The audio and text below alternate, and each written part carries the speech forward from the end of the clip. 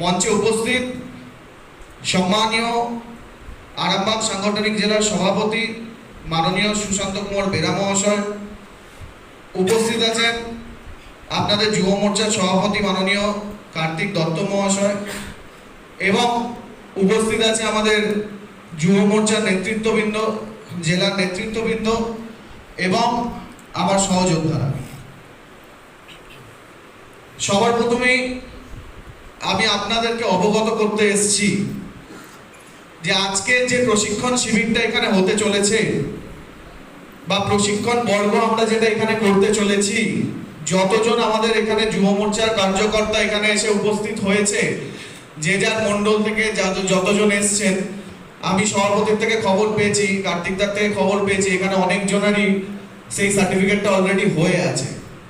এইখানে আমাকে বলতে পারবেন আপনাদের অলরেডি ডিজিটাল লার্নিং এর সার্টিফিকেট কতজন করেছেন? হাত তুলতে পারবেন?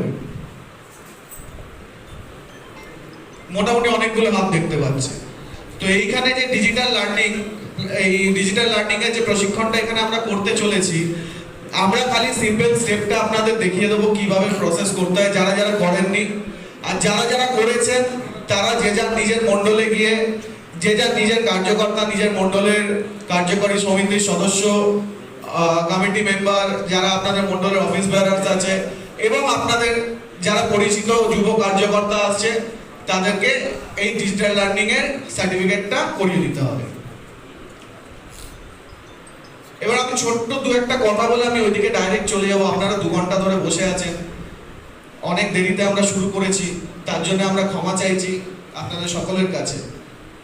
আজকে আমরা রাজত্বে এসেছি, তো আমাদেরকে